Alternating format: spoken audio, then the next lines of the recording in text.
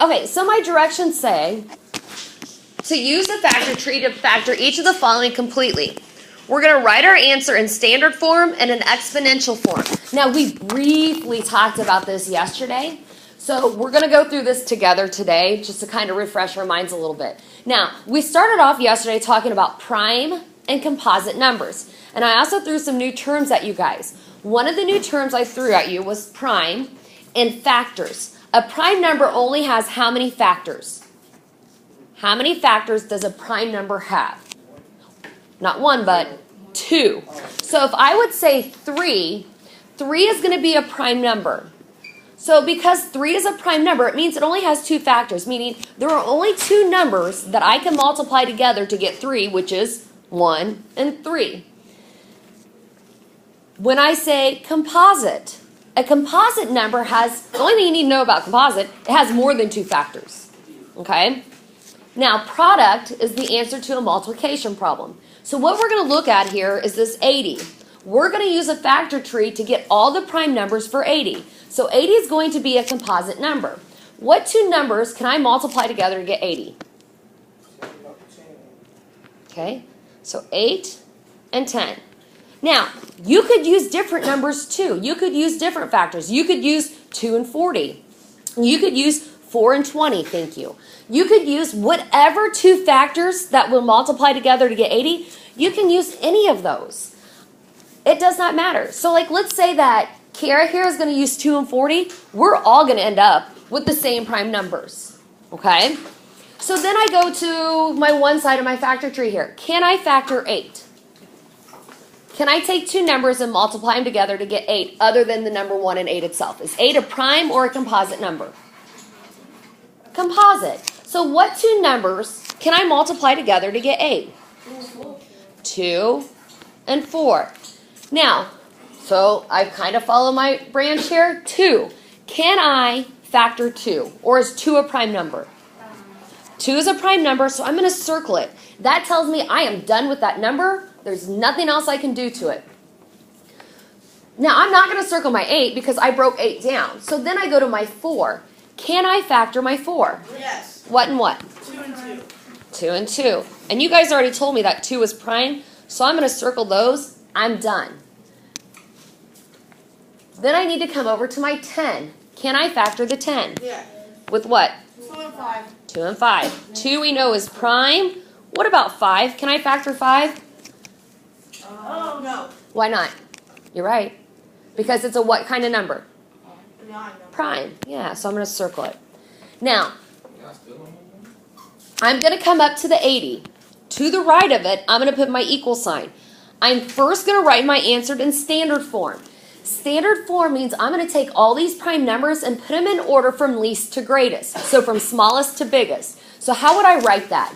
2 4 times, then 1 5. So I'm going to take 2 times 2 times 2 times 2 times 5. Okay, now let's check. I have 1, 2, 3, 4, 5 numbers here. I have 1, 2, 3, 4, 5 numbers there. Okay, sometimes when I end up with a lot of numbers, like when you factor 32, you're going to end up with a lot of 2s. So sometimes I just kind of go through and cross them out as I go to make sure that I have all the right numbers. Now, if you take these prime numbers here and you multiply them together, you're going to get back to 80. So now that we've written it in standard form, the next part of our definition, or our directions, say to write it in exponential form. So exponential form means we're just going to be dealing with exponents. So Jalen, how am I going to write this? Do it in order. Always go in order from least to greatest. 2 times. So 2 to the what power? Yeah. Just say it again. 2 to the... How many 2s do I have? 4th power times... Do I need to put 5 to the first? Do I have to have that 1 there? No. No. But if I have it there, will it be wrong? No. No. So then when I box my answer, I'm going to box this entire thing up here because I need to have it all. So this is going to be the first building block into dealing with squares and square roots. Okay? All right. Give me just a second. Are you wanting to tell me factors for 108? No, I don't even tell you a question. Sure. Do you know what 8 to the 4th power is? 8 to the 4th power. 8 times 8 is 64. No, I don't. 4,096. Yeah, I know. Now, if you would ask Mr. Betts that, he would probably know. He is crazy good at numbers. It just comes like that. Yeah, he's the one I co-teach with second and third hour. Okay, now, when we come to a larger number, to 108, one, you can use this big multiplication chart and find 108 and find what two numbers you can multiply together. Or if you don't have a multiplication chart, what you can look at is 108. What kind of number does it end in? Even. 8 is a what kind of number? Odd or even? All even numbers are divisible by what? 2. So take 108 divided by 2, and what do we get? What's 108 divided by 2? 54. So 2 times 54 will get me to 108. Okay? You sure can. And you're just going to keep factoring it down and then just compare it, and you should get the same prime numbers. If we don't, then one of us messed up, and let me know. Okay? Kyle had a great question. He asked, can I use 2 other factors? Can I use 12 and 9? Yeah, that's fine. Does not matter. You don't have to use the ones I'm using. You just have to make sure you end up with the same prime numbers. Can I factor 2? No. Circle it. Can I factor 54? Yes. What times what will get me to 54?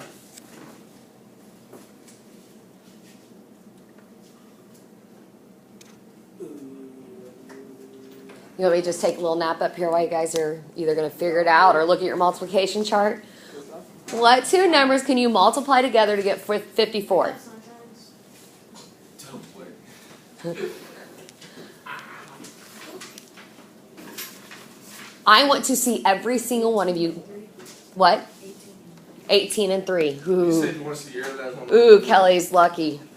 Okay? Now, if you use another number like 6 and 9, that's fine too. You wrote the line wrong.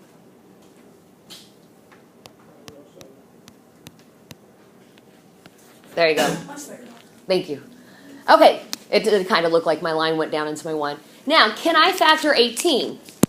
What times what can I multiply together to get 18? Okay, so 3 and 6, or 2 and 9. Either one of those work. I know 3 is a prime, so I'm going to circle it. Can I factor 6? Yes. Yes, what times what? Okay, and you could write 3 and 2. I always just write my numbers in order. But if you want to put the 3 first, then the 2 first, when you're factoring, it does not matter. Oh, you joined us today. I'm going to have you right back there just because you're tall and you might block the view. Okay, so now we're going to use these prime numbers and we're going to first write them in standard form. Remember, standard form, we're going to write them in order from least to greatest. So when I write this in order from least to greatest, what am I going to write, Danielle? You just go have a seat. You know it's Tuesday, right? Not Monday? Okay, just checking. Okay. Can't factor the 3. 2, that should be a 2. Okay, so Danielle, when I go to write this in standard form, what am I going to write here? 2 times 2. Okay. Then 3 times 3 times 3. Okay. 1, 2, 3, 4, 5. Yep. So there's my standard form. Who can tell me how to write it in exponential form?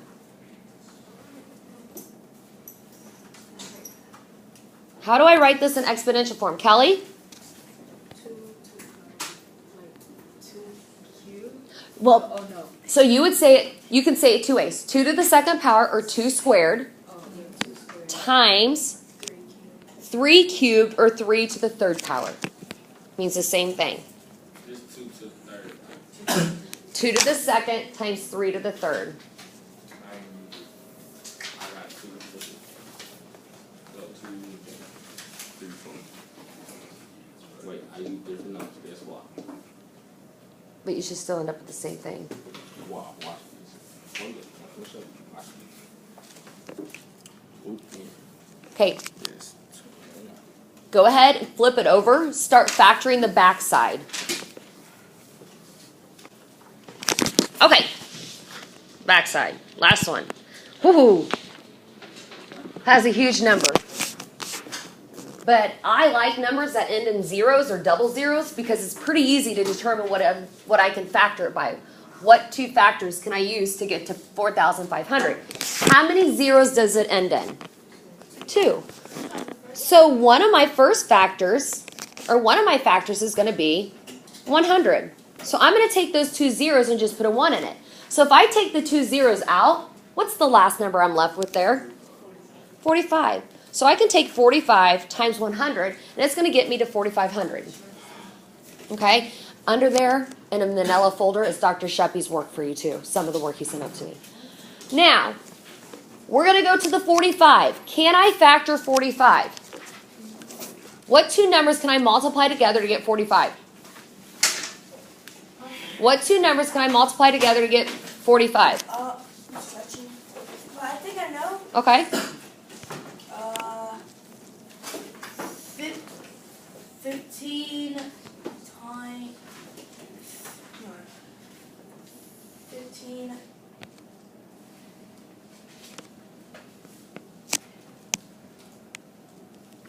Times 3. Good. So we can use 3 and 15. Or we could use 5 and 9. It does not matter. 3 is a prime number. You're writing on the back of your opener. Okay, so 3 is a prime number. I'm going to circle it. What two factors can I multiply together to get 15? 5 and 3. So I'm going to circle them because they're prime. Then I'm going to go to 100.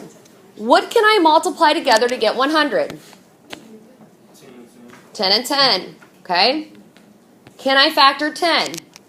Yes. What times what? 2 and 5. Okay, so right, bless you. Right there, I'm just going to go right across. You stole my words. Stole your words from you. Yeah, you stole my words. Now, I'm going to come up here and I'm going to write them in standard form. So when I go to write this in standard form, how many 2's am I going to write out? So 2 times what? So I use that one, I use that one. Now what? 3 times 3 times 5 times 5. Okay, so I did 3 times 3 times 5 times 5. And times 10 times 10. No. Why wouldn't I put times 10? I'm just joking. Because it's not circled. But I am missing something. What am I missing? An equal sign. No. No. I'm missing a 5. Okay?